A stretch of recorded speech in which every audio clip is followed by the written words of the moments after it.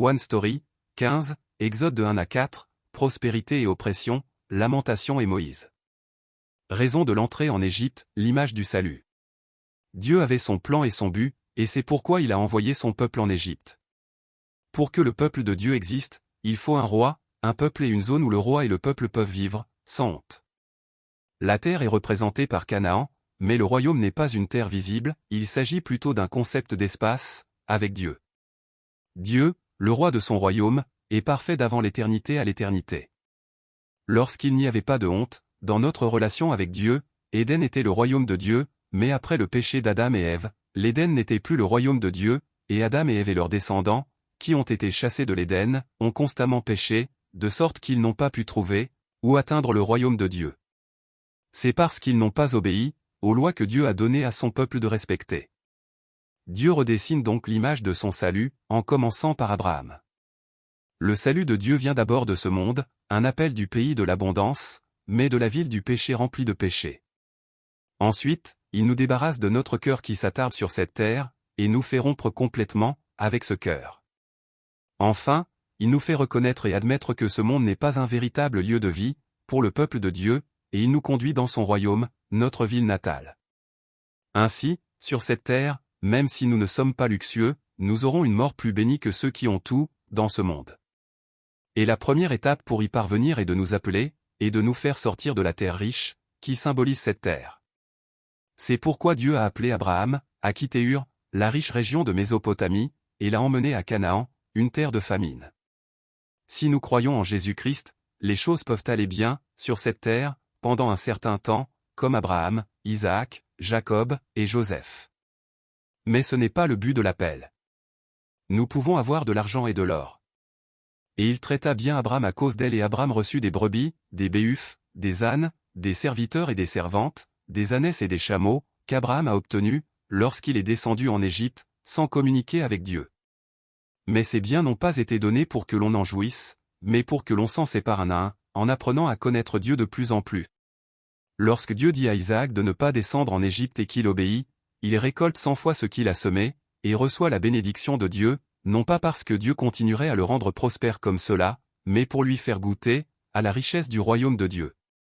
Les grands troupeaux, les serviteurs et les servantes, les chameaux et les ânes qui ont été donnés à Jacob n'étaient pas pour qu'il vive bien sans Dieu, mais pour qu'il le reconnaisse et revienne à lui, qui le protégeait même, en temps de détresse.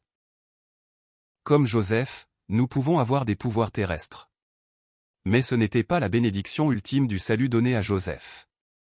Nous devons savoir qu'il s'agissait d'un pouvoir éphémère, que Dieu lui a donné pour son royaume. C'est pourquoi nous devons nous souvenir des paroles concernant l'Exode, dont Dieu a constamment parlé, en commençant par Abraham. Si Dieu a envoyé son peuple en Égypte, ce n'était pas pour lui offrir l'abondance de l'Égypte, mais pour dire que le chemin du salut de Dieu commencera par le départ des richesses du monde, comme l'Égypte. L'Égypte était une terre d'abondance, en raison du Nil, qui leur permettait de s'approvisionner facilement en eau. C'était comme le jardin du Seigneur, et si elle était abondante, elle était aussi riche en idoles et pleine de péchés. Dans leur abondance, les êtres humains pécheurs n'ont pas reconnu Dieu qui est responsable des choses naturelles, et de la vie et la mort, et ils ont transformé la gloire de Dieu en idole. En effet, les perfections invisibles de Dieu, sa puissance éternelle et sa divinité, se voient depuis la création du monde, elles se comprennent par ce qu'il a fait.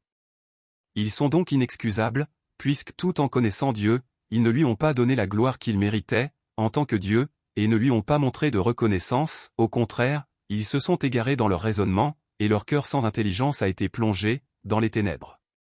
Ils se vantent d'être sages, mais ils sont devenus fous, et ils ont remplacé la gloire du Dieu incorruptible, par des images qui représentent l'homme corruptible, des oiseaux, des quadrupèdes, et des reptiles.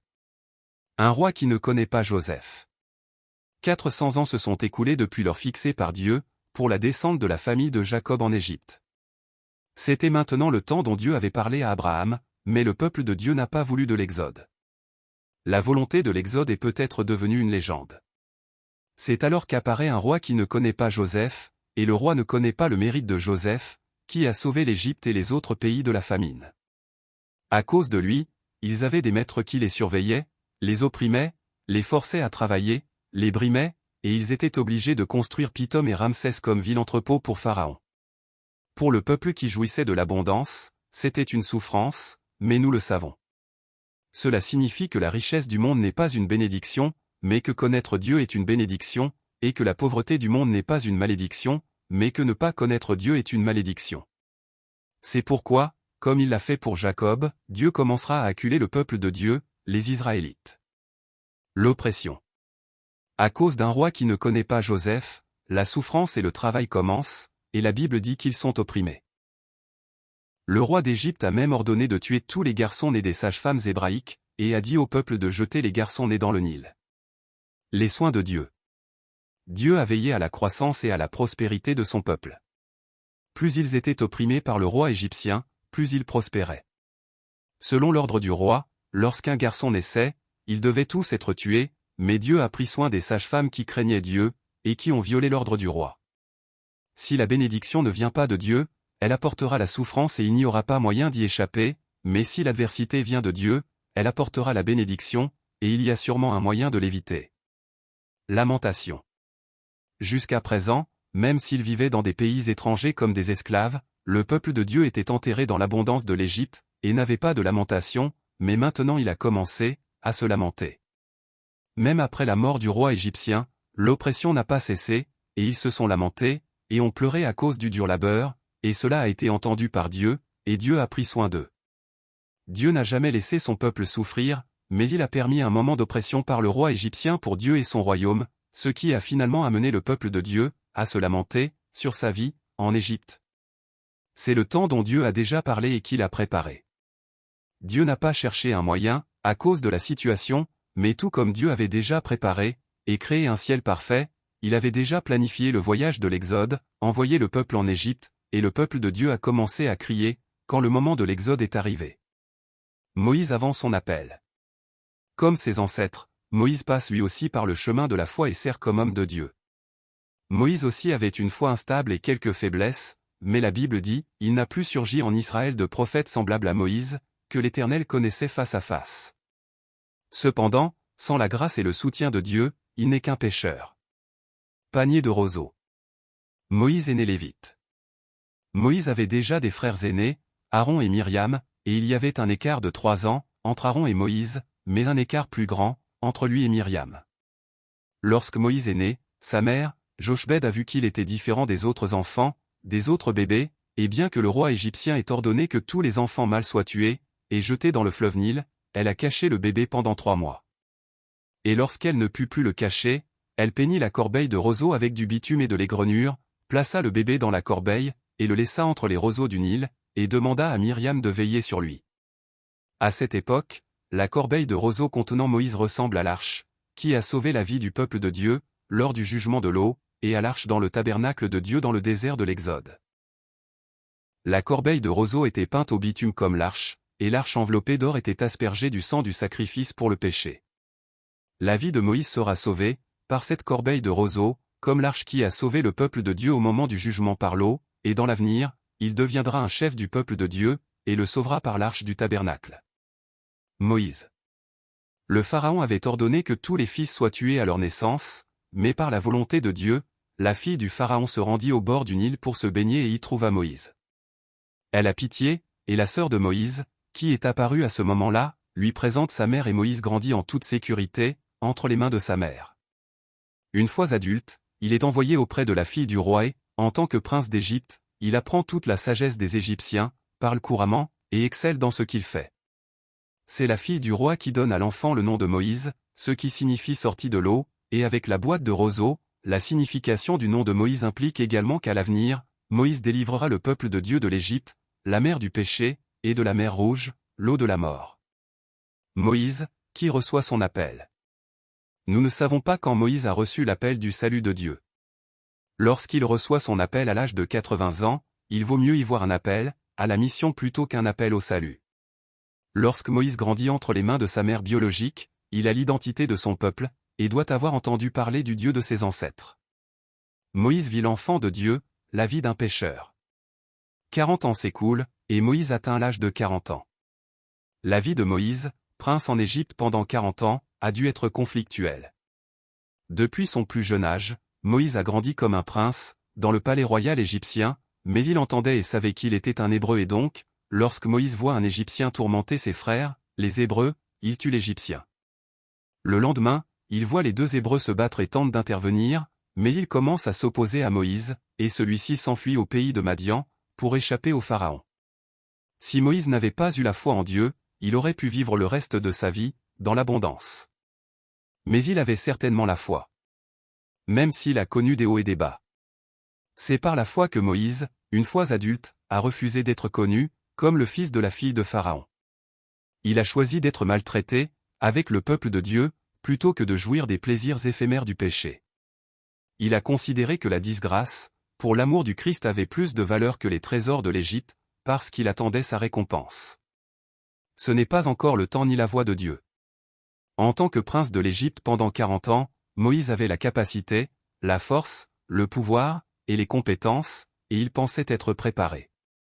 Moïse pensait que son propre peuple se rendrait compte que Dieu se servait de lui, pour le sauver.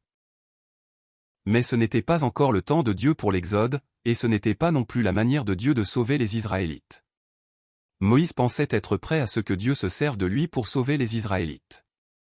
Cependant, la manière dont Dieu a sauvé son peuple, par l'intermédiaire de Moïse était plus large, il ne s'agissait pas seulement de faire sortir une ou deux personnes, mais de faire sortir le peuple israélite tout entier de l'Égypte, qui ressemblait à Babylone. Encore 40 ans. Finalement, Moïse se rend dans le désert de Madian, et se prépare pour 40 années supplémentaires. Si les 40 années précédentes étaient une période de préparation, pour un talent avec pouvoir et capacité, maintenant, les 40 années sont la période de renoncement à soi et de recherche de la vertu mourante. Si Moïse avait été utilisé comme homme de Dieu, au début de sa quarantaine, les Israélites auraient pu être tués par Moïse, avant d'être tués par Dieu dans le désert. Au pays de Madian, Moïse rencontre Jéthro, un prêtre que Dieu avait préparé pour lui, et sa fille Zipporah, l'épouse, donne naissance à un fils et l'appelle Gershom, ce qui signifie « je suis en exil », dans un pays étranger. Ce étranger, ainsi que la boîte de roseaux et le nom de Moïse sont des indices de la mission de Moïse. Moïse ne connaît pas l'avenir, il ne sait donc pas que ce désert, où il devra lutter pendant 40 ans, est le chemin qu'il devra emprunter à l'avenir, avec le peuple de Dieu. C'est ainsi que Dieu a préparé un homme pour l'exode de son peuple. Les Israélites se sont lamentés, et ont pleuré à cause du dur labeur, mais Dieu a tout planifié minutieusement, avant la création et cela continue. Moïse vit comme un étranger et reçoit sa mission. Moïse reçoit son appel. Il reçoit sa vocation comme Joseph. Moïse gardait les moutons de son beau-père et, un jour, il atteignit le mont Horeb. C'est là qu'il rencontre Dieu, qui l'attend.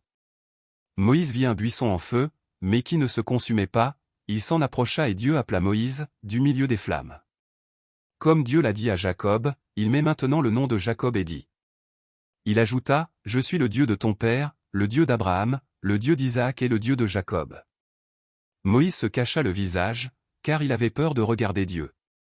Cela signifie que, comme Dieu était le Dieu de leurs ancêtres, Dieu sera le Dieu de Moïse et des Israélites. Dieu dit qu'il voit clairement la souffrance de son peuple en Égypte, qu'il entend ses cris et qu'il connaît ses angoisses. C'est pourquoi Dieu dit qu'il va descendre et les sauver des mains des Égyptiens, et les conduire dans un pays où coule le lait et le miel.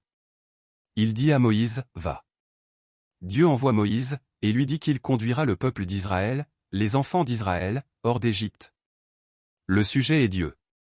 Il le fera. Mais dans tout ce travail, Moïse, qui ne sait pas ce que Dieu a fait et fera, n'obéit pas tout de suite. Moïse, qui ne sait pas comment il est préparé, commence par poser la question. Moïse dit à Dieu, « Qui suis-je, moi, pour aller trouver le Pharaon, et pour faire sortir les Israélites d'Égypte ?» Et dit aussi. Moïse dit à Dieu, « J'irai donc trouver les Israélites et je leur dirai. Le Dieu de vos ancêtres m'envoie vers vous. Mais s'ils me demandent quel est son nom, que leur répondrai-je » Moïse répondit, « Ils ne me croiront pas et ne m'écouteront pas. Au contraire, ils diront, « L'Éternel ne t'est pas apparu. Pardonne à ton serviteur, Seigneur. Je suis lent de parole et de langage. » Moïse dit à l'Éternel. « Ah, Seigneur, je ne suis pas un homme doué pour parler, et cela ne date ni d'hier ni d'avant-hier, ni même du moment où tu as parlé à ton serviteur. En effet, j'ai la bouche et la langue embarrassées. » Moïse dit, « Ah, Seigneur, envoie quelqu'un d'autre que moi. » Cependant, il est préférable de considérer le fait que Moïse n'obéisse pas, comme la mort de Moïse, plutôt que comme une désobéissance. S'il avait été le Moïse de 40 ans, il aurait bien sûr obéi par un amen, mais le Moïse de maintenant est mort. Il n'y a plus de corps, plus de confiance, plus de motivation humaine. C'est pourquoi Dieu appelle Moïse en ce moment. Moïse, à l'âge de 80 ans, ne peut pas le faire. C'est pourquoi il dit « Je ne peux pas le faire ». Cependant, être fier, et déclarer « Je peux le faire », et être faible, et dire « Je ne peux pas le faire ». C'est différent.